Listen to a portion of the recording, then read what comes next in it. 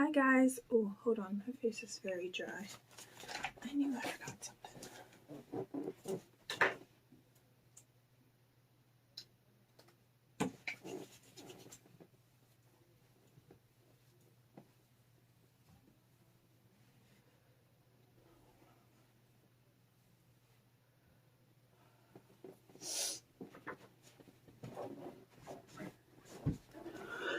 Okay, I'm back. I knew I forgot something.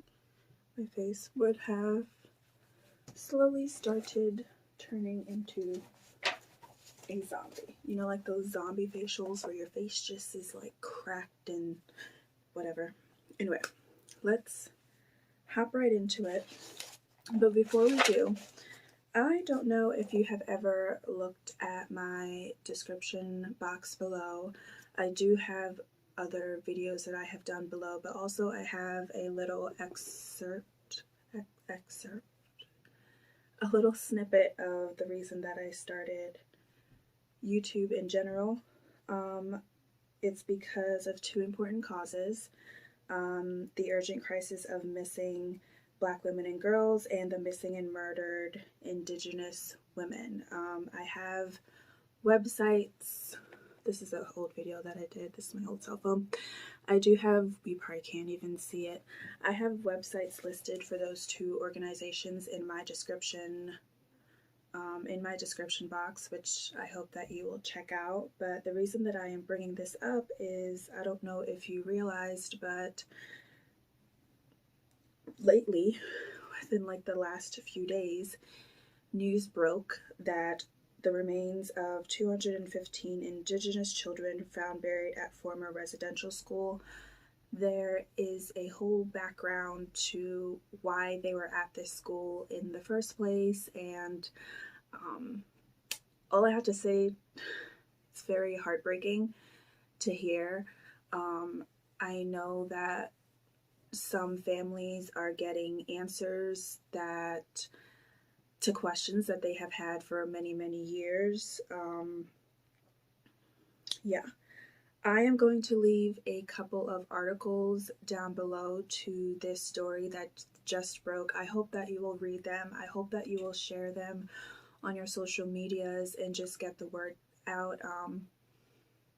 Obviously, more families need their question answered, because this is, unfortunately, it's 215, but I know that there are thousands of children that were, housed at these schools. So more families need answers, but also someone needs to be held accountable as to what happened. So like I said, I'm going to leave the articles down below. Please share them on your social medias and just get the word out. Yeah. This video, or this one that I'll read a little snippet of, it's from Vice News. I'll just read like the first couple paragraphs. The remains of 215 children, including some as young as 3, were found buried under a former residential school in Kamloops, British Columbia, a First Nation confirmed Thursday. It's an unthinkable loss that was spoken about but never documented. There is a name here, but I don't want to butcher it. The person confirmed the preliminary findings with the help of a ground-penetrating radar specialist who will continue to work with the community as they complete a survey of the former residential school grounds. Ceremonial knowledge keepers oversaw the work to ensure it was done respectfully. To our knowledge, these missing children are undocumented deaths. Some were as young as 3 years old. So like I said, please check out the videos that I link below and the links, and just share them on your social media. Okay. Now, hold on, it is getting a little toasty.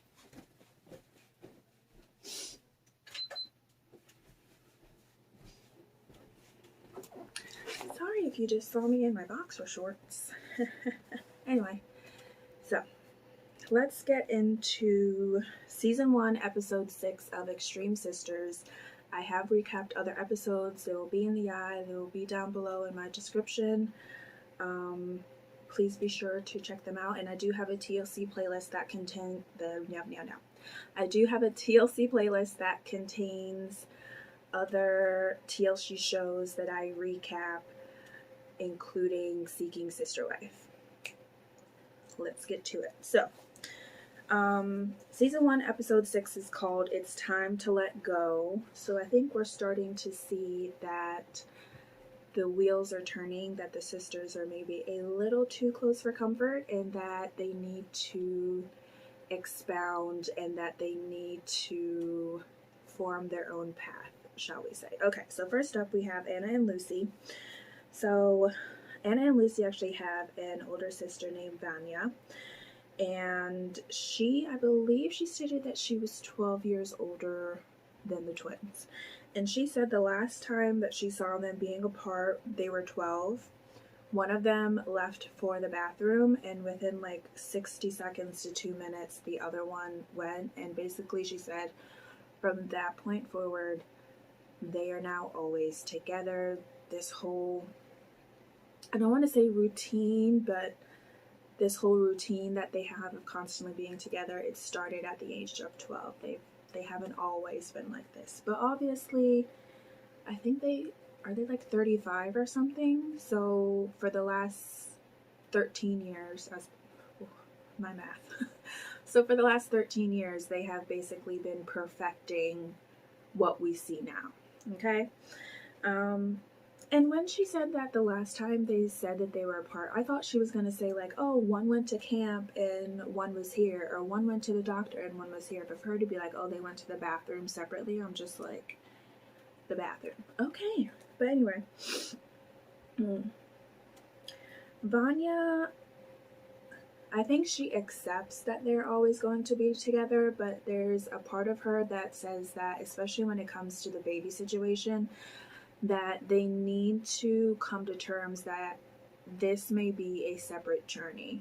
Like I said before, it's one thing to have a child, but to have a child and then, you know, be pregnant at the same time, doing all these things at the same time, it's not a guarantee. So she was trying to say, like, what if one baby's crying and they're like, oh, we'll get up at the same time, and she's like, that's what you say, but it's not always realistic. You know, a baby is so unpredictable. Yes, you can get a baby on a schedule, but it's not a guarantee that they're going to stick to that schedule. So, yeah. And then the producer asks, what if one person has a shower? Can the other person look after the baby? And they're like, no, we're both going to shower, because if you remember when they introduced us to them, they take a shower together. So they're like, no, we'll shower at the same time. They said they might bring the baby into the shower, which I don't think. I know you do that, but not when you have a little baby. And then they said, oh, we might take baths instead of showers. So, you know, it seems like they have an answer for everything, but you haven't been in everything, if that makes sense. Like, you're saying what you're going to do now when you don't even have the baby yet. So I know of, you know, parents where they say, oh, we're going to do X, Y, Z with the baby, and the baby comes and like all their plans just go out the window, and so you have to do something completely different. So their take on the baby or babies, I wasn't quite understanding when they were explaining it to their sister. They presented it that, and this kind of made me think of Brittany and Brianna, but they made it seem like the baby is not going to be able to acknowledge who's its mother. They made it seem like the babies are just going to be like, mama, mama, you know, and they're going to be like baby, baby type of situation. They didn't want to, they used the term label the baby, and I was confused about that. It just made it seem like, and this is how Vanya and their mom took it, that they were just going to confuse the child, because they weren't really explaining it in a way that was comprehensive, if I say. I wasn't understanding it at all. So they were saying like, they were both going to be the baby's mother, which reminded me of Brittany and Brianna. And then they said the babies were going to be the same, and I guess that made me think that they were going to raise the babies the same, which makes sense. But they weren't really explaining it correctly. But then when they went to Ben and tried to explain their sides of things, he understood it. So I guess their mom and their sister was kind of stating that they would feel an attachment to whichever baby they birthed, which makes sense. Sorry. But then it made me think of the fact that kids are adopted. You're not birthing that child, but you still feel an attachment. So that I don't understand.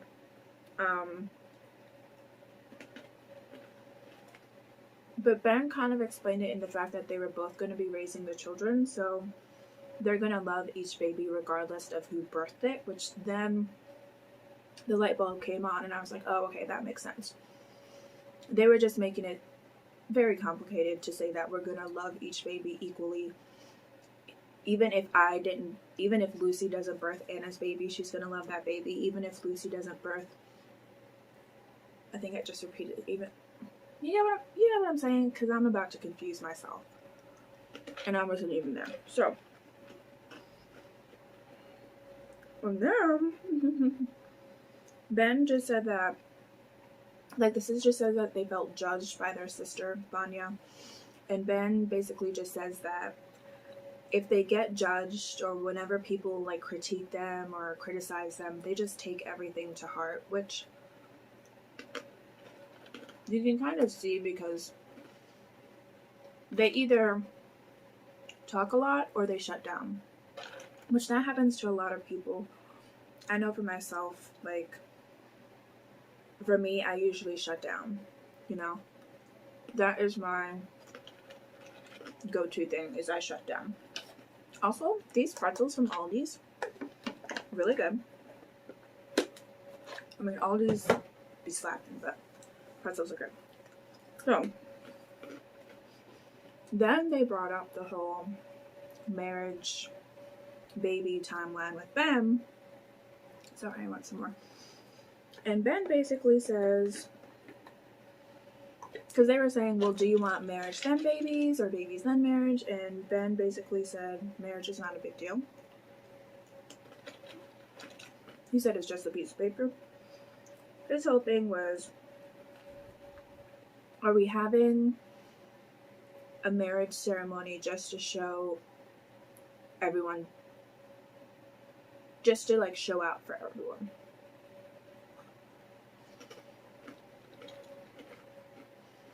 Which I guess makes sense. I mean, but then you could have, like, a small ceremony with just your family, and that doesn't mean that it's for everyone else. He was basically saying, like, I'm not interested in, like, parading our relationship in front of everyone. So then I'm like, well, is he posting them on social media? I mean, obviously people know now, but use the term gloat. He's like, I don't want to be gloating to everyone, our relationship to everyone. So I get it, but still. And then he started, like, sweating profusely. I thought he was crying at first because he went, like, from his eyes down, but then did that. So the producer was basically like, why are you sweating? And he's just like, you know, a lot of people go through these woes of pressure of babies and marriage. And he's like, I have 2 people that are pressuring me. Not just 2 people, but 2 people who want the same thing at the same time that are pressuring me. So the girls were kind of just looking at it like they just want some sort of commitment. But I'm like, y'all have been together for 10 years. I know in the States you have common law marriage and it's like after 7 years it kicks in. I wonder if Australia has that too. No clue. But, like, if it's so important, have a commitment ceremony, you know? Because legally they can't get married to the same guy. So, let's be honest, that's probably never going to change. That's is it bigotry when you have like multiple marriages legally? So have a commitment ceremony, you know? Nothing legal. If you really want to sign a piece of paper, go on, I don't know, Microsoft Word, print off a fake marriage license and do that, you know? But Ben is under the gun. First he was under the gun to make a baby. Now he's under the gun for marriage, so. But, like I said, I know people that, like, marriage isn't the end-all be-all, you know? So I get what he's saying, but that's definitely a conversation that needs to happen at the beginning. Or sometime in the relationship where you're like, hey, just so you know, I'm not with this marriage stuff, so, like, I'll stay committed to you, I'll be loyal to you, but I don't want to walk down the aisle, I don't want to go to the courthouse, I don't want your best friend's uncle to be ordained and marry us in the backyard, I don't want any of that, I just want to live together, partnership for life type of situation. After 10 years, well, you would think that that would have been a conversation, but could just be for TV. Who knows? Next, Jess and Christina. So, Christina's on her period, and Jess was quick to point out that that's why she got so emotional last night, was because she was on her period. So they have always been synced.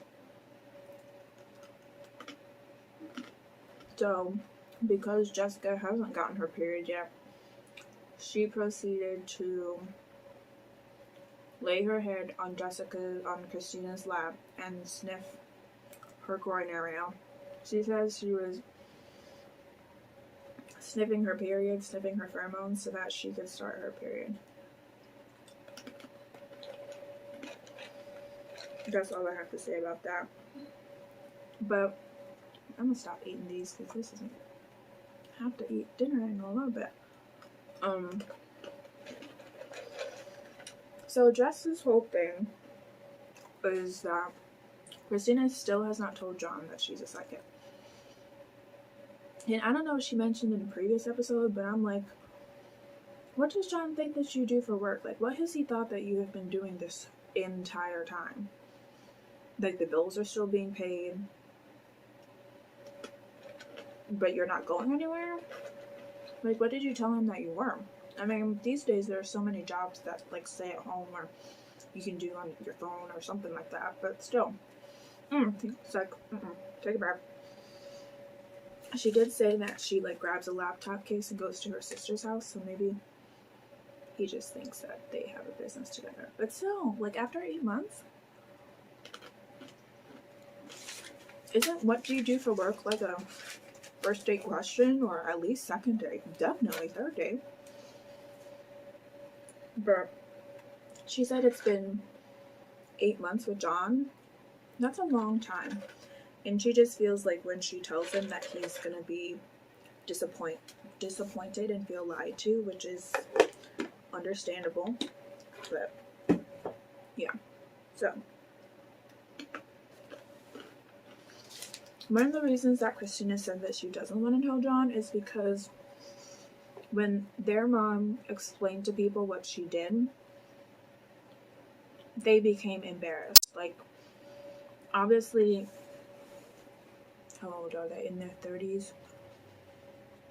Let's say they're late 30s.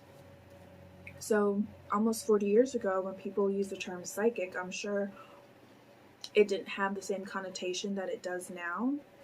So, you know, they were probably ridiculed or whatever, and it seems like they might have grown up in a small town. Kind of. So, like, you know, everyone would have known your business type of situation. She basically said that she doesn't want the same thing that happened to her mom to happen to her if she told John. So, which makes sense, you know. People don't always hear the word psychic and think positively, you know?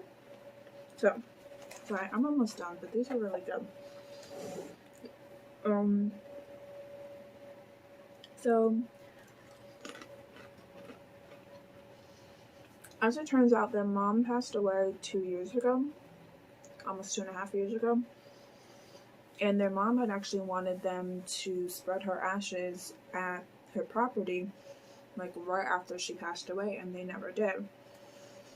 The way Christina explains it is that she used that time to kind of deal with any issues that she may have held on to when it came to their childhood. And that's why she feels like she's in a different place than Jessica, because she dealt with that and let it go. She feels like Jessica never dealt with it and she just followed everything in. So Christina actually says that their codependency was something that she dealt with, and let me bring it back. What Christina called codependency, Jess called a blessing. Jess even went so far to say that she felt like if her mom had someone, like a sister, and if her mom had someone, what am I trying to say? If her mom had someone that she could have their type of relationship with, Jess felt like things would have been different. But Christina is starting to see that it's too codependent, that like they're too close.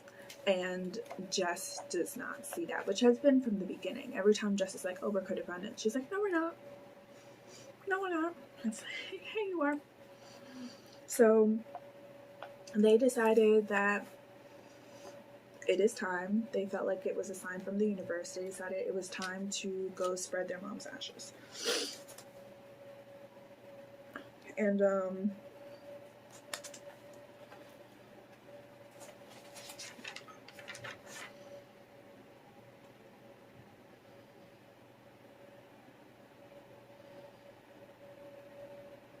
yeah, like Jess said, they need this. So they drove to Oregon, and Jess said she needed this time because they need the bond. They need to recenter their relationship. And Christina said that embrace that even that although our childhood made us close, we need to let it go. And Jess was like, she doesn't see anything wrong with their current relationship. So like I said, Christina seems to be the one that's changing and kind of being like, even Christina was the one who said, our bond has messed up many relationships in our mind, in our lives. And Jess is like, no, it hasn't. You know, everything is fine. You literally got divorced because of it. So obviously there's an issue. You know what I'm saying? So they went back to their mom's property, and they had actually sold the house, but they got in touch with the current owners and they let them go to the back of the property and, you know, spread the ashes. I was like, first of all, I know it's Oregon and it's a small town. They said it was a small town. But when they said the back of the property, I thought like the back of the house. And I mean, no, it's like back acreage, like forest all over the place. I was just like, wow, you know, that's nice. So they found these 2 trees like perfectly planted right next to each other, and it kind of reminded them of each other because, you know, they're twins, they're sisters. So they decided to go and spread their mom's ashes there. And they started doing it. They took like a wooden spoon, and started like shaking the ashes out of the bag, and then they eventually started pouring it down at the base of a tree. They all started laughing. And they kind of said that whenever things are really sad, they start laughing. But that happens in life, you know, like you have your best friends who, like, no matter what you're going through, they can make you laugh. Or it just reminded me like when you were in church and you look at your best friend and all of a sudden you start laughing. I know I have that with my best friends. Like if we start looking at each other, we can start busting out laughing, and it's like it's a time and a place, but you can't help it. Like all it takes is a look and y'all are dying. So yeah, so after they spread their mom's ashes, they kind of sat down and had a little chit chat, and Jess kind of felt that one of the reasons that she has been so anti-John is because he doesn't know that they are psychic. And Christina kind of begins to see that, yes, that has created friction because you can't be your complete self. And I think that's probably what Jess is thinking.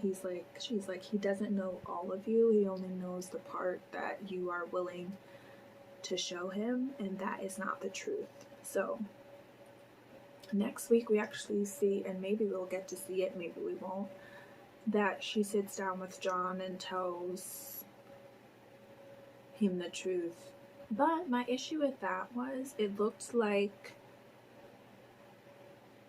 if I said the wrong name, I'll correct it, but it looked like when Christina was going to tell John that Jessica was in the room, and I'm like, that should be a private conversation. Like, you got upset because John ended up telling you that he moved in, and you felt like that should have been a private conversation. I feel like if Christina's going to tell John that she's a psychic, that should be a private conversation. But that's just my take on it. So, Brittany and Brianna. So, as previously revealed on the show, Brittany and Brianna bought like this huge property and they want to use it for their business and whatnot, but it's always been their dream to build this humongo bungo closet and turn it into a Barbie closet, which sounds great. I mean, I'm thinking of like, I don't know why MTV Cribs is coming to mind, but just, you know, when they have those little videos of people like revealing their closets on the one person that's coming to mind is Lisa Vanderpump. That's who I'm thinking of. It's definitely Lisa Vanderpump. But basically what they're looking for is a big closet that all four of them can share, but then they mention that privacy is an issue.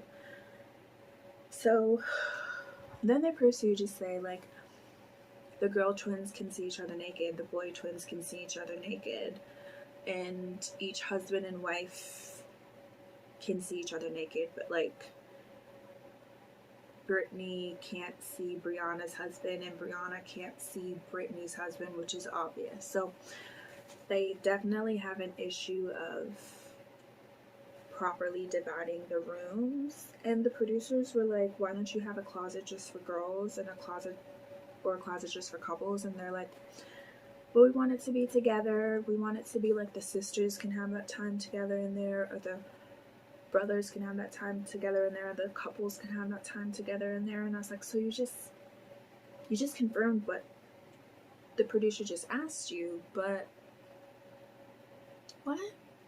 Why can't y'all have separate closet and do what our parents did and like pick out our clothes the night before and be like, this is what I'm wearing, this is what we're wearing, and like lay it out? Why can't, like, I get that that's their dream, but it just seems like, I'm just thinking like Brittany's in there changing, and then all of a sudden like Brianna's husband comes in and you're like, oh my gosh, he's like, oh, I thought, but no, just have separate closets, or have all the girl clothes in one, and like, you know, they need it to be carted off, okay, sectioned off, and then they have like a screen and it could be like girls only, or Brittany's in here, like something, card, something, I don't know. I get that it's their dream, but I can also see how it would be problematic. Moving on, last but not least, Brooke and Bailey. So, Brooke is 52 days from her due date. Yippee! Jeez, I feel like, yeah. And I am also not sure the timeline of whether this is like COVID happening or not. I don't remember them mentioning it, but they did kind of say something about how only one person is allowed in the delivery room, and that reminded me of COVID, because, you know, when COVID was happening, a lot of hospitals were only allowing one person in the room at a time.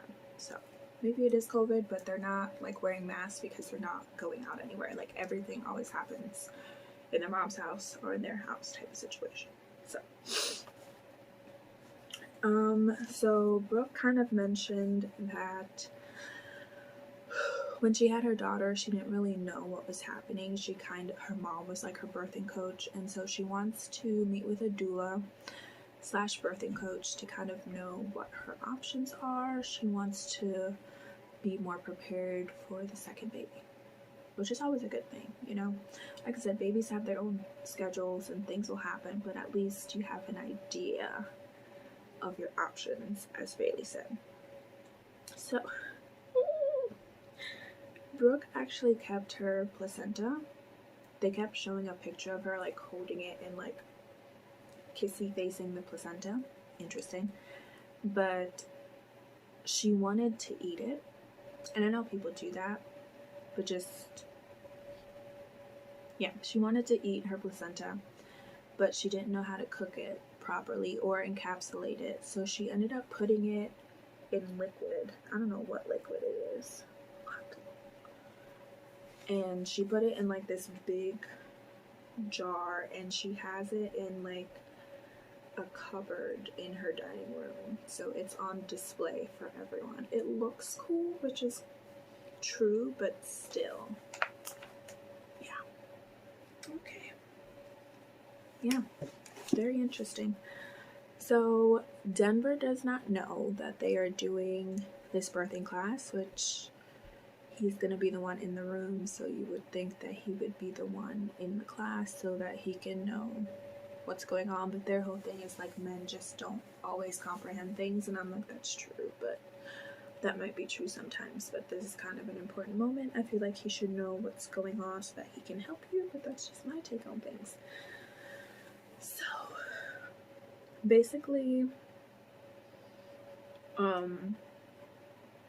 Brooke's plan is to labor at home as long as possible because, as I just mentioned, Bailey cannot be in the room with her.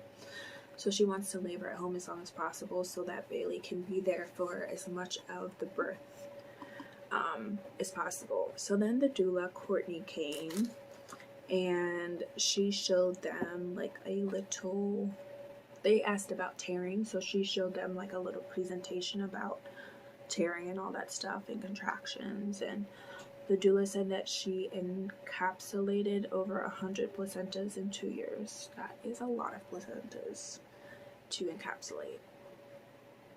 She said that like she dehydrates it and then she grounds it into powder and then puts it in caps, and I'm just like, it's definitely fascinating to hear about, but I'm sure to do it, interesting, but you do you, you know. So as they're talking about the placenta, Brooke brings over the one that's in a jar and puts it down on the table, and the doula was like, yeah, we can't use that because obviously it's too old. So part of Brooke wants to encapsulate the placenta, but then part of her also doesn't want to like leave the new baby out and not have it on display type of situation. So obviously she has a decision to make to determine what she will do about the placenta.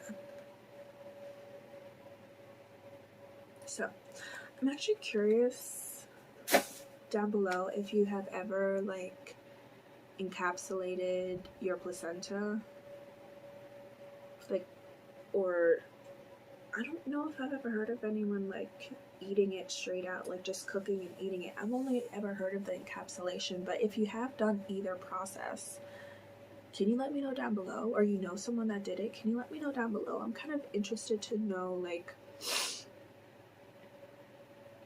what made you decide to do that, and I don't know, like, what does it taste like? I don't know how to sound that without that coming across like a creep. Like, what does a placenta taste like? I'm very curious. Yeah, but anyway, that's the end of this recap. Be sure to check the description down below for those articles, or links to articles that I'm going to post. But thank you for watching. Like this video, comment below, subscribe to my channel. Thank you. Bye.